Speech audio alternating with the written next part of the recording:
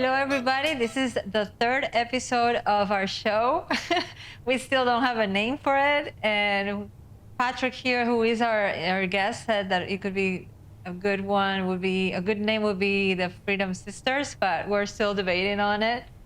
And we're debating a lot of things. Yes. Today. It was a debating day. So right now we have a guest, as I mentioned, Patrick Hiebert. Is our first guest. Is someone we just met, Andrea's husband, our first guest.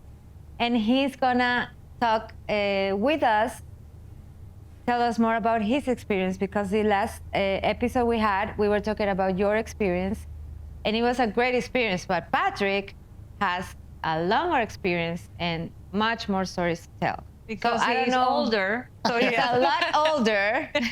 Hundreds of more stories.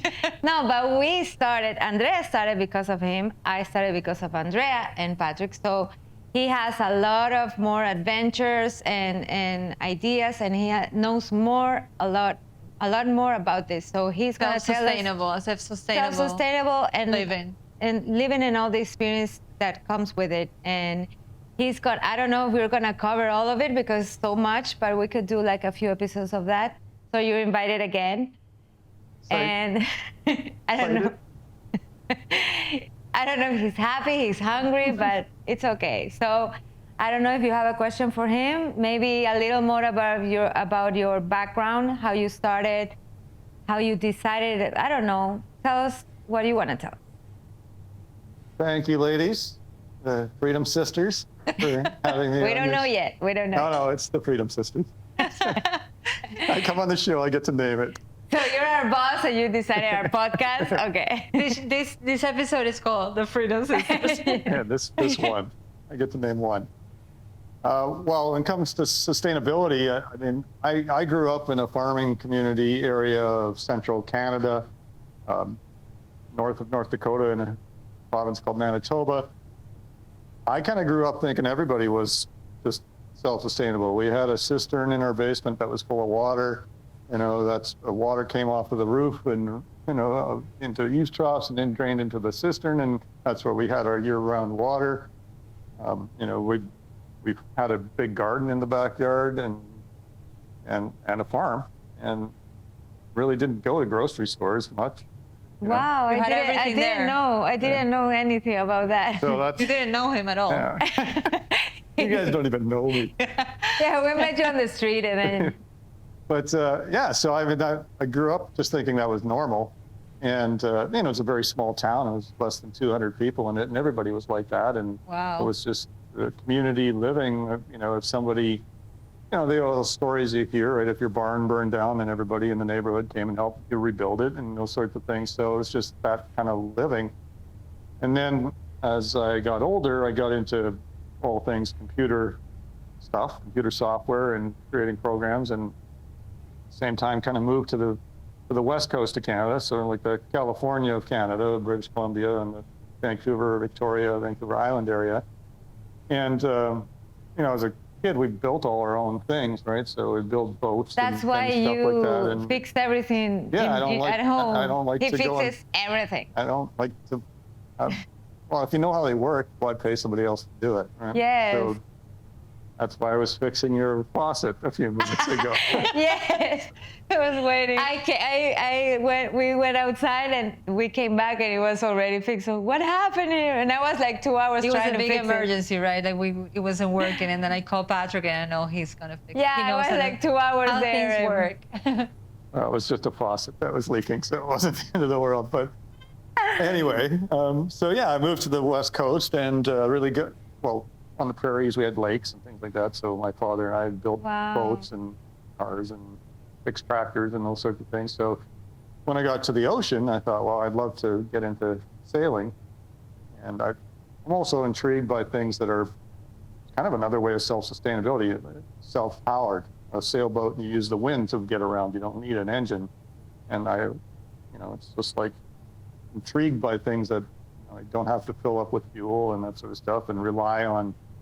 Become more of a libertarian thing for me now. I don't have to rely on government or big corporations and those sorts of things, but be more autonomous, more sufficient on your own. So I got into sailing, really enjoyed it, sailed all over that area from northern Washington State up to towards Alaska. Desolation Sound was a favorite spot that I really liked. It's very private in there.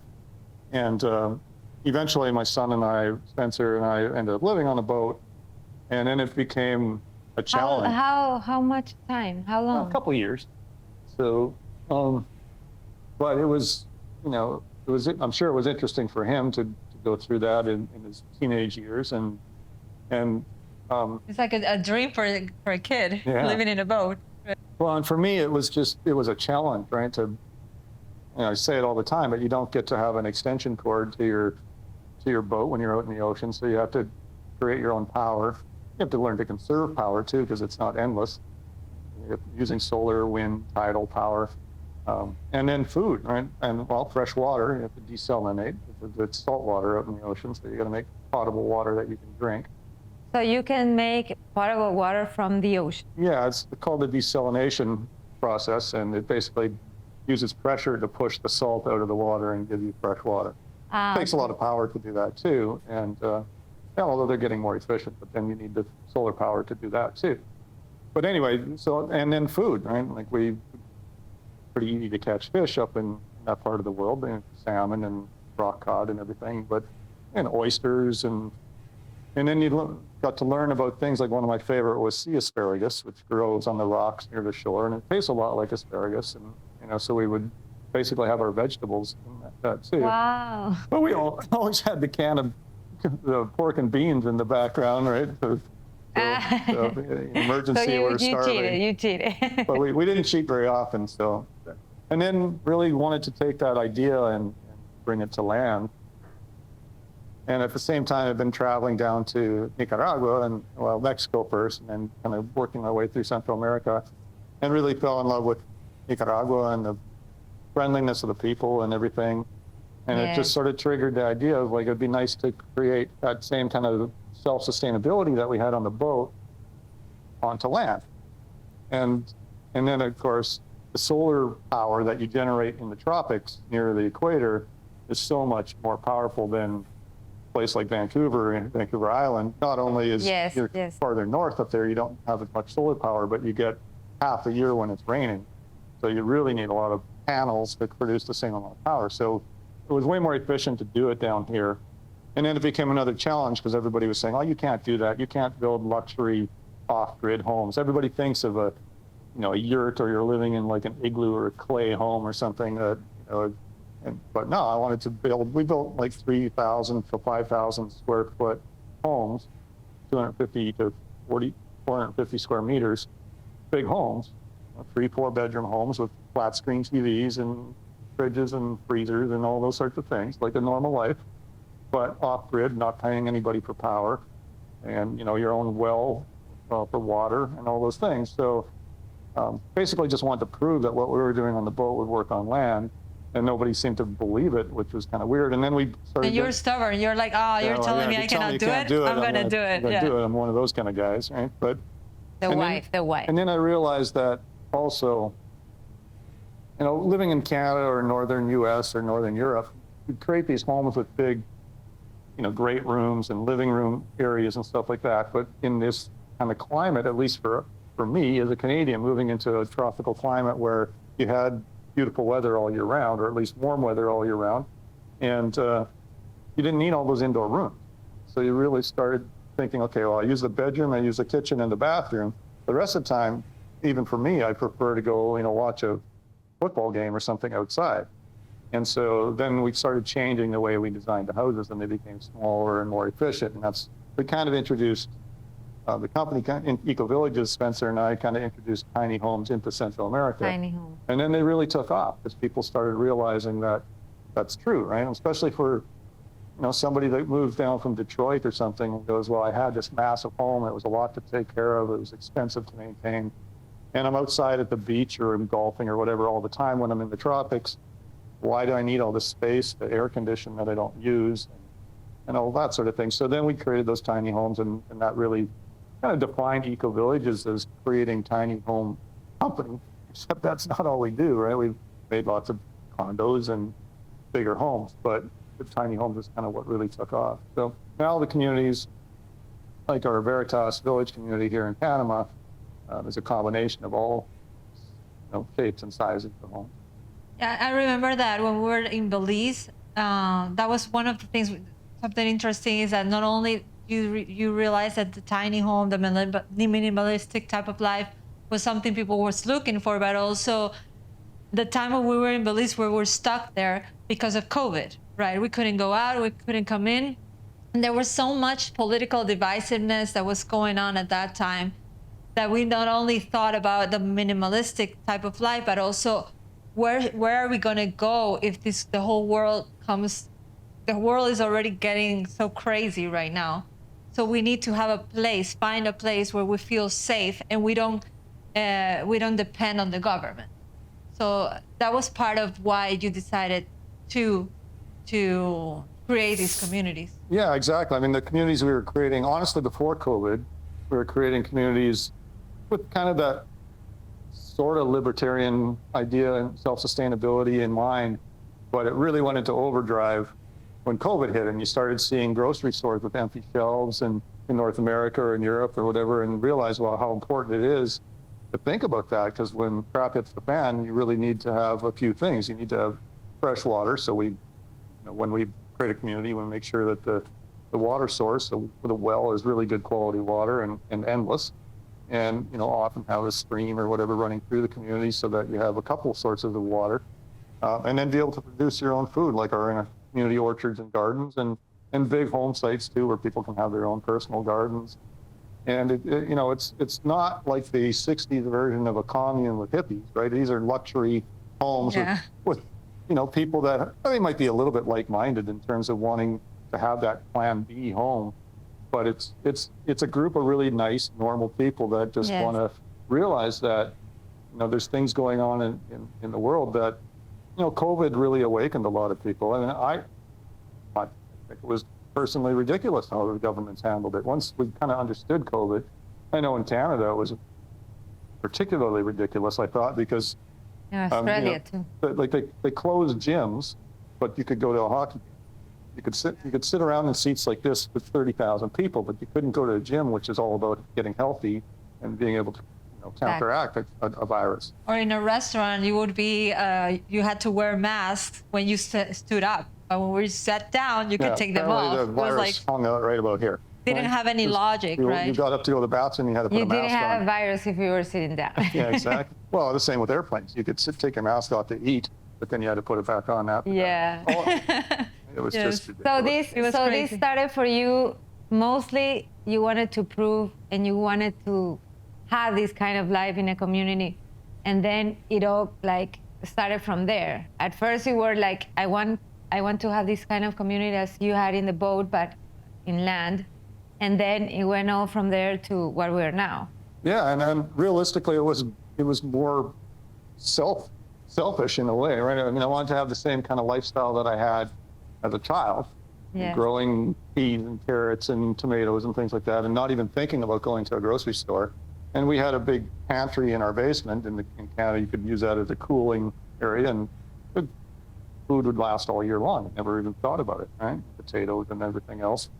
And then when we looked at communities here, we looked at elevation, because down by the ocean here in Panama, for instance, or Nicaragua, or any of the countries down here, it's too warm and you have too much salt spray to grow a lot of things right beside the ocean. So we particularly chose 1,000 feet high, 300-ish meters of elevation, which is kind of that sweet spot between too high and too cold and uncomfortable for human beings. Like, I still want to be able to use a pool in the daytime, but for plants and animals and the people living in the community, it's comfortable. And you're only 15 minutes away from the beach anyway, so it's you get kind of the best of all worlds. And so it was really recreating the childhood experience and the boating experience into communities where people can enjoy life and not worry about political divisiveness, because you can say whatever you want in them. And the freedom is more than just the self-sustainable, it's economic freedom as well. When we go out to Veritas and we stay there, and the welcome center that we stay in now is 100% off-grid. So there's no power bill, no water bill, Yeah. No bills. We have a water well. We have solar power. Yeah, we don't have And- any bills there. It's Yeah, I completely know. free. And, Yes. and so, like, I honestly think, it's freeing in a lot of different ways. And like, because And also freedom to speak your Yeah. mind, because that is something that is going on too yeah, today. well, and then, the political divisiveness in North America and Europe, especially these days, is pretty hard to take. And it's nice to be able to, all the people that we've met that are going to be living in these communities, it's nice to be able to sit down and say what you want to say and Say not be judged. You have and- your, maybe do not agree, but just Yeah. talk and And that is another subject that I think is going to be interesting maybe for the future. If you can come back as a guest, because we were talking with clients about that, right? The why is it that people are coming to Latin America to live from the first world? They were saying we would never thought that we were looking to Latin America. Yeah, I've if you heard. are in Canada, in North America, the United States, or like Australia or Europe, you're thinking like coming to live in Latin America. There's a cost because that is doing that, right? Yeah, I mean, we're seeing a huge exodus, I think, from Europe, North Yeah. America to this Latin American region. And it's to me, it's almost like a reciprocal flip. Like, my own personal views on this is that countries like Canada are becoming very authoritarian in their government, they are socialist pretty much. They're getting close to communist. And, at the same time, the people that are more into what I believe in, like the libertarian capitalist kind of ideas, are coming down from Canada, countries like Canada or Netherlands, Germany, to Latin America. What the Latin Americans still seem to think, they remember the Canada from the past, right? And they go there and they thinking that believe it's going to they're be better. Yeah, they're living off the reputation of Canada, thinking, oh, if I move to Canada, I'm going to have this great life. Well, they don't know that they're going to lose 70% of their income in taxes. We just are looking at it today. The average price of a home in British Columbia is $1.1 million right now. Average, just a basic Wow. average house. Like, you Yeah, can get 8 almost of them impossible to down get a here house. of the same quality. yes, And just for, by that I'll change. It's like just knowing that. well, it's interesting because we were looking at this facts this morning, and I was talking with another group, and there's the largest, how do they put it? Of all the immigration that's coming to Canada right now, there's the largest group that only stays a year and then leaves. And they realize it's unaffordable. They're taxed to death. Sorry, but the winters are miserable in most of the country. Yeah. And so it's not the panacea that, people believe it was. And I'm a huge Canada fan. I grew up there. I love Canada. I think it's one of the most beautiful countries in the world. But how it's being run right now is not good at all. Yeah, and all the cultural wars that is going on right over there, that is also hitting Latin America. But I believe that Latin America has a big rejection against that. So I think that that's also a big part of it. And I think that there will be like a longer conversation about that. But we're making a short podcast. So thank you so much for coming, Patrick. It was so interesting to get to know Yes, Patrick, everything. thank I you so didn't know much. anything about it. Don't even know me. She didn't even know him. That's why she married him. So thank you for coming, Patrick. And I think that on our next episode, we can talk a lot about Veritas, what's going to happen there, how it's just like having a chat on the different type of events that you've had there. Because I believe that there are a lot of people that listening to this that they would want to be here, want to come to visit us, and we'll have a lot of questions. Know a lot more about the communities that Yes, and have a lot of questions. Questions for you because you are the most experienced and you have to come back. I don't know if you want to. The most experienced, the oldest. The oldest, the most experienced. But anyway, if we get questions for Patrick or anything, or you want him back, you can I'm tell sure. us. I have access to him, so I'm yeah, sure and I would love for you to tell us like maybe 1 or 2 of the adventures that you've had on that boat, but because you probably had one of those or 2 or more with your son. So that's it, I think, for now, right? Yeah. Says bye. Yes. Thank you very much, and see you next time. Bye bye. Bye.